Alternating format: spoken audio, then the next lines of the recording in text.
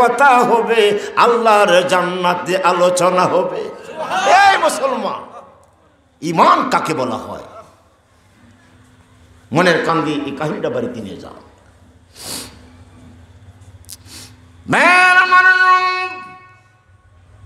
জিহাদের ময়দানে চলে গেলেন হযরত যায়েদ জাফর আব্দুল্লাহ ইবনে রাওয়াহা, শাহাদাতের দরজা পেয়ে গেলেন। বেরাগো 4 নম্বর সেনাপতির দায়িত্ব খালিদ বিন ওয়ালিদের কাছে দেওয়া হলো। খালিদ যুদ্ধের ময়দানের সাইডে যাইম, আমার আল্লাহকে ডাক দেন, আল্লাহ গো, মুসলমানদের বিরুদ্ধে বহু যুদ্ধ করেছি, আজকে মুসলমানদের পক্ষে মুতার সেনাপতির দায়িত্ব নিয়েছি। এ মাবুদ, মুতার যুদ্ধে যদি হারিয়ে যায় আমার নবীজির মনে কষ্ট পাবে, আমাকে তুমি কামিয়াবি জয় করিয়ে দিও। আমি বলবো বেরাগো, বিপদে পড়ে গেলে আসমানের দিকে হাত তুলে দেন, আমার আল্লাহ আপনার মনের আশা পূরণ করে দিবে। কয়েকদিন পরিচালনা করার পরে যুদ্ধ জয়ী লাভ করলেন মুসলমান। জুড়ে কর মারহাবা। ঘুমাই গেছেন না নাকি আপনারা? তো এই আস্তে জবাব দিলেন কেন? আমি দিয়ে দেশের মানুষটা সেরি নেব। বাবা রে বাবা, বুড়া বুড়ির মধ্যে নাচতে নাচতে বেটা লুঙ্গি হইলে গেছে গা। আরেক বেটা খিরে তো সিমডি কই, সিমডি মারাস না। ফুতেও কো বাই, বাহেও কো বাই, শাসাও কো বাই। আমি এদেশের নাগরিক, আমি এদেশের নাগরিক, আমি বুঝি। আমি হাসার কথা বলি, সমনষ্ট করবো না। আমার পরে জবরদস্ত ওলামায়ে কেরাম আসবেন, আমার তো কোনো এলেম নাই, এলেম নাই। আমি আমার বড় হুজুরের দিন জুতাটা টান দিছিলাম। আমার আব্বাজি ছিল সোনাকান্দের খলিফা, ফখরে বাংলার মহব্বতী লোক, হাফিজ হুজুরের মহব্বতী লোক, মামুনুল হক বাপের মহব্বতী মানুষ ছিলেন। আমার আব্বা শিখাই দিছে, বাদুগরের বড় হুজুর জুতার একদিন খেদমত করো। আমার হুজুর জুতারা ফাইনা ফাইনা ফাইনা শিবদিরির লেগে, হন্নর লেগে, দমলার লেগে একদিন সুযোগ পাইছি, হুজুর জুতা বহুলিয়া দূর মারছি। আমার আল্লাহ মনে হয় কি এলেম দান করছে, আমার আল্লাহই ভালো জানে। এই জোরে কর সুবহানাল্লাহ।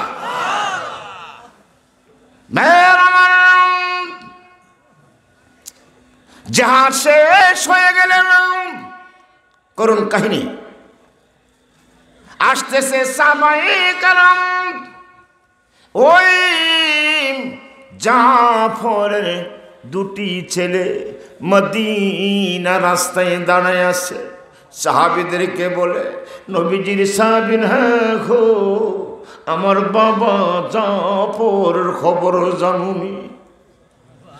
সাহাবীরা ডাকতে বলে, ও জাফরের ছেলে না, তোমার বাবা জাফর যুদ্ধের ময়দানে শাহাদত বরণ করেছে। এই 2টি ছেলে বাবার শহীদের কথা, মৃত্যুর কথা শুনিয়া মদিনার মাটির মধ্যে গয়রা গয়রা কাঁদতে শুরু করলেন। আল্লাহ গো, আমার বাবা যে শহীদ, আমরা কাকে বাবা ডাকবো গো? আমরা কার বুকে আশ্রয় নিব? আমরা কার সঙ্গে ঈদের নামাজ নবীজির পিছনে পড়ব? সাহাবীরা যায় বলেন, নবীজি গো, জাফরের ছেলেরা কান্দে মাটিতে গড়িয়া গড়িয়া, কোনো ক্রমে তাদের কান্না বন্ধ করা যাচ্ছে না। আমার নবী ডাকতে বলেন, এ সাহাবীরা তোমরা যাও, আমি নবী আসতেছি।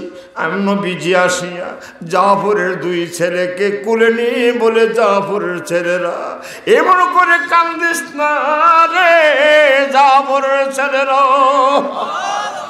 এই জাফরের ছেলেরা শুন, কিছুক্ষণ আগে জিবরিল আমাকে বলে গেছে, তোমার বাবাকে 2টি পাখা দান করেছে জান্নাতে। এই পাখা দিয়ে তোমার বাবা জান্নাতে ঘুরে ঘুরে বেড়াচ্ছে।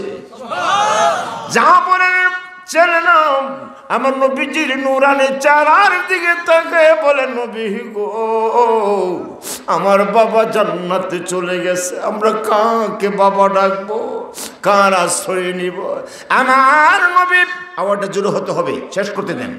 আমার নবী ডাকে দিয়ে বলে, জাফরের ছেলেরা রে, আজ থেকে মনে করবি আমি নবী তোদের বাবা হয়ে গেলাম।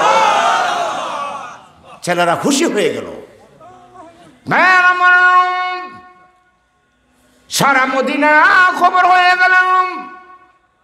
ঘটনাটা কি ঘটলো দেখে, ওয়াজ তো সারা জীবনে শুনবে। ছোট্ট ছোট্ট ছেলেরার কানে চলে গেল, এ মদিনার ছেলেরা, খবর রাখছো নি, জাফরের 2 ছেলের পিতা বিশ্বনবী হয়ে গেছে। এই ছোট ছোট ছেলেরা মাকে বলে, মা গো, দাও বিদায় দাও, আমরা চলে যাব গো রাহমাতুল লিল আলামিনের দরবারে।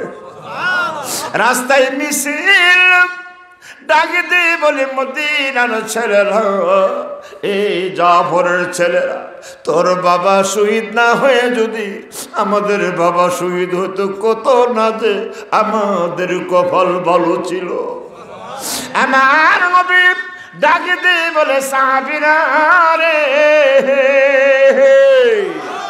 এ সাহাবীরা, মদিনার শিশু ছেলেদেরকে ঘোষণা করে দাও, ঘোষণা করে দাও, তারা মিছিল করতে হবে না, আমার দরবারে আসতে হবে না, তাদের জান্নাতের জিম্মাদার আমি নবীজি হয়ে গেলাম।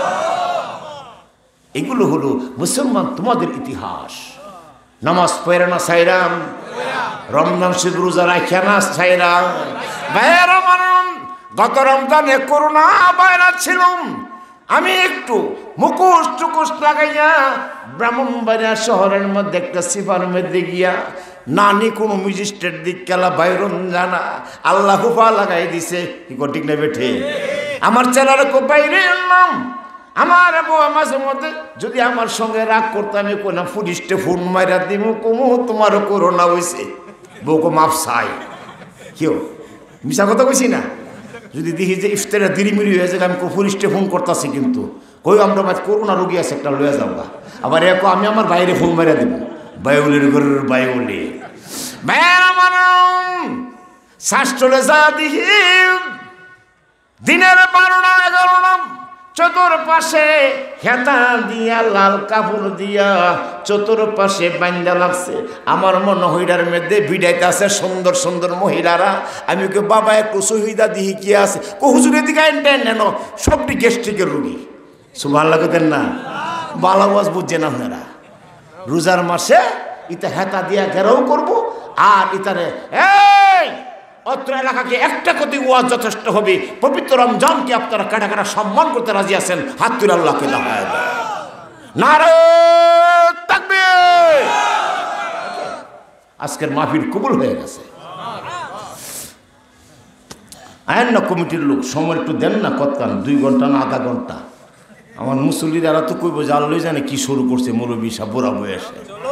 ও চলো, আর হুজুররা নাই, আপনারা মনে মনে কেবেন আল্লাহ জানে। নানি তাহাজ্জুদের জমাত পরে ছুটি দেন দেখা। আমিও তো ব্যাক করলাম, আমি তো প্রথমে উঠে পুরো সালাক মৌলবী। এক মৌলবী সাহেব এই মাইক দিয়া মোনাজাত শুরু করে দিছে। এমন মোনাজাত, লম্বা মোনাজাত, চক্ষুটা বন্ধ করে, তো দেখে যে একটা শ্রোতা নাই, যার যার শ্রোতা যার যার বাইক গিয়ে আসে ঘুমাই নিছে। চক্ষুটা খুললে দেখে অপারেটর বসা। হুজুরকে বাবা আতর লেগে দোয়া করে দে, মাপ চাই, মাইক না তেলে আমিও গেলাম বলে দেন না। একটু জিকির করেন। আমি তো ডায়াবেটিসের রোগী, স্ট্রোকের রোগী, প্রেশারের রোগী, আমি দুধ খেতে পারি না, আমি ওষুধের গাড়িটি লিয়ে চলতে হয়। আমি আর কিছুক্ষণ আলোচনা দিলে কমিটির পক্ষ থেকে অর্ডার আসলে আপনাদের কোনো আপত্তি আছে? বুঝছেন না? না বুঝা আমি মমিন সিং কুইসলাম ভাই, জান্নাত চান না জাহান্নাম চান, এক বুড়ো দ্বারা কেউ জাহান্নাম চাই। আমি তো বুঝাবো, বুঝছি গেছি। হে বাপসা, আমি জলদিল্লা বুড়া, বুঝে টাকার ব্যাপারটা। আমি মমিন সিং বলছিলাম, বাইরে জান্নাতের একটা কলা হবে 12 হাত লম্বা। এক বুড়া দাঁড়ায় কো, হুজুর আপনার কাছে মা বসায় দোয়া বসায়, এই কলা নিচে বললাম আমি উঠতাম পারতাম না। এই যে হাসি দিচ্ছেন, সগিরা গোনাগুলো মাফ হয়ে গেছে। সুবহানাল্লাহ ওয়ালহামদুলিল্লাহ জোরে সুবহানাল্লাহ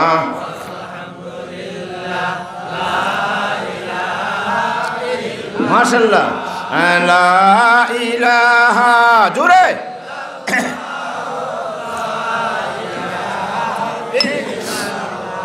লা ইলাহা ইল্লাল্লাহ মুহাম্মাদুর রাসূলুল্লাহ জোরে উচ্চ কণ্ঠে পড়েন সাল্লাল্লাহু।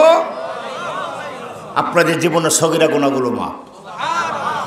কি মনে করলেন আমি কঠিন ওয়াজ করি না? তো আমার বাবা বলছে, পুত্রে যদি ভবিষ্যতে মোল্লা সোল্লা ওয়াজ টোয়াজ করো তো সহজ সহজ ওয়াজ করিস। আমার নবীজি জান্নাতুল বাকিতে বসাম, হযরতে জিবরিল এসে হাজির, ডাকে দিয়ে বলে, নবীজি গো, আল্লাহু আকবার বলে, আমার আল্লাহ আপনাকে সালাম দিস আর বলেছে আকুলু লা ইলাহা ইল্লাল্লাহু ওয়াজাবাত জান্নাতুহা। নবীজি গো, আপনার যে কোনো একজন উম্মত একবার কালেমা শরীফ পড়বে গো, আমার আল্লাহ তার জন্য জান্নাত ওয়াজিব করে দিবে। এমন সহজ ওয়াজ আপনারা পাইতেন না। কয়টা পর্যন্ত আর কতক্ষণ জানেন আপনি? আমার অসুবিধা নাই, কমিটি যা বলে তাই আলহামদুলিল্লাহ কন, আর ৮০,০০০ হজর পর্যন্ত। আরে বাবা রে, তাকিটা না, আমি ঠান্ডা মান্ডা করে হামু কুদুর পরে কি করবেন? কিছু করার তো নাই, তুই নিলে নিয়ে যাওয়া। অনেক মানুষ আই আমার বাতাস করতে বললে আমি বাতাস করতে দেই না, কারণ আমার এই খেদমতের প্রয়োজন নাই। আমি একজন মূর্খ মানুষ। আমার বাবা দোয়া করেছে, এই জন্য সারা বিশ্বে আমার কেসের চলে। সারা বিশ্বে যান, দুবাই, লন্ডন, আমেরিকা সামরিকা যত আছে সব মুসলমানের আমার ওয়াজ শুনে। সিলেটের মানুষ একটু বেশি শুনে, বুঝলেন না কারবারটা? এরা গেলে আমার একটু টাইমটা কমায়া সময়তে। আমি তাজপুর গেছি, হ্যাঁ 1 ঘন্টা টাইম দিছে, অনেক টাকা তো আমাকে নিছে। বললাম যে বাবা এত অল্প টাইম, আপনি যে টান মারেন ময়রা সরে গেলে গা মার্ডার আসামির মধ্যে পড়বো। আমি বুঝি ময়রা যাবো করে আমার কি আপনারা আমার বদলাম করবেন নাকি? সুম্মা ইলাইহি তুরজাউন। রেডি হন, তাফসীরে কাসির থেকে একটা করুন কাহিনী আপনাদেরকে আমি দিয়ে যাচ্ছি। সুম্মা ইলাইহি তুরজাউন তারাতান উখরাম ইযা যুলজিলাতিল আরদু জিনজালাহা। এগুলোর মধ্যে কিয়ামতের কথা বর্ণনা দেওয়া হয়েছে। সুবহানাল্লাহ বলতেন না?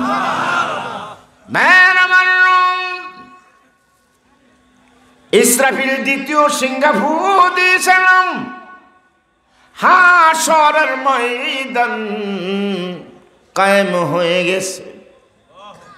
হাশরের ময়দানের কথা একটা তাফসীরের মধ্যে আসছে বাইতুল মুকাদ্দাসের আশপাশ, আর একখানা তাফসীরের মধ্যে আসছে সিরিয়ার মধ্যে হতে পারে, আর একখানা তাফসীরের মধ্যে আসছে আরাফাতের ময়দানে হাশরের মাঠ হবে। হাশরের ময়দানে কায়েম হয়ে গেছে আমার আল্লাহ। হাশরের ময়দানে উনি মহাসিংহাসন আসন গ্রহণ করে বসে আছে, তার পাশে একটা চেয়ার, এই চেয়ারটা খালি। এই চেয়ারের মধ্যে বসবে আমার নবী, আপনার নবী, বিশ্ব নবী মুহাম্মদুর রাসূল। এই জোরে সুবহানাল্লাহ বলেন।